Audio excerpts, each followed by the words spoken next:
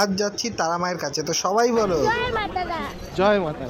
সকাল সকাল গুটি গুটি পায়ে বেরিয়ে পড়েছি আর যাচ্ছি মায়ের মন্দিরে পুজো দিতে। মায়ের ডাকে প্রথমবার আমি এসেছি, খুব ভালো লাগছে। আর মাকে প্রথমবার দেখা মাত্রই আমার চোখে জল এসে গিয়েছিল। লিটারালি আমি বোঝাতে পারবো না সেই ফিলিংসটা, যে আমি তখন কীরকম পরিস্থিতিতে ছিলাম। আর এই ছবিটা আমার নিজের ফোনে তোলা ছবি, খুব ভালো লাগলো। কিছুক্ষণ দাঁড়ালাম ওখানে, দেন বাইরে বেরোলাম কারণ অনেকটা ভিড় হয়ে গিয়েছিল। তারপর বাইরে একটু ঘোরাঘুরি করার পর চলে গেলাম বামদেবের মন্দিরে, সেখানে পুজো আর্চা দিলাম। দিয়ে সেখান থেকে বেরিয়েই দেখা হয়ে গেল দ্য টলি ফ্যামিলি কমেডিয়ানদের সাথে। তারপর চলে গেলাম কাকাতুয়াতে গিয়ে এই যে পাখিটা, কাকাতুয়া পাখিটার সাথে একটুখানি এনজয় করলাম।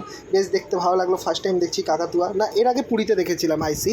আর এখানে একটু প্যারা নিয়ে চলে গেলাম, খুব জোর খিদে পেয়েছিল খাওয়া দাওয়া করতে। খাওয়া দাওয়া বেশ ভালোই ছিল। আর এই যে তোমরা সামনে একজনকে দেখছো, এটা হচ্ছে মিনি মঞ্জুলিকা পার্ট 4।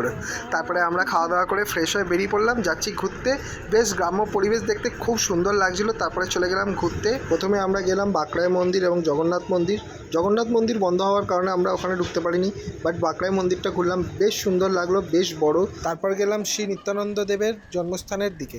আর এটা ছিল একটা খুব সুন্দর মন্দির, আমার মন্দিরের নামটা মনে পড়ছে না, কিন্তু সত্যি বলছি অপরূপ সুন্দর লেগেছে মন্দিরটা। ভেতরে ঢুকে তো আমরা বেশ আনন্দ পেয়েছি, ওখানে হরিনামও করেছি। তারপর গেলাম হাটুগাড়া মন্দিরটা হচ্ছে পুরো এই পুকুরের মাঝখানে।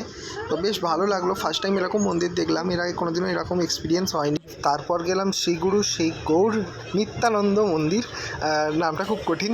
দেন আমরা ফ্রেশ হয়ে বেরিয়ে পড়লাম, যাচ্ছিলাম আমাদের ডেস্টিনেশন হাওড়ার দিকে, বিকজ এবার বাড়ি ফেরার পালা। তো চলো ভিডিওটা এন্ড করা যাক। কেমন লাগলো কমেন্ট করে জানিও। জয় মা তারা, সবাই খুব ভালো থেকো, সুস্থ থেকো, ভালো থেকো। আর ভিডিওটা কেমন লাগলো কমেন্ট করে জানিও।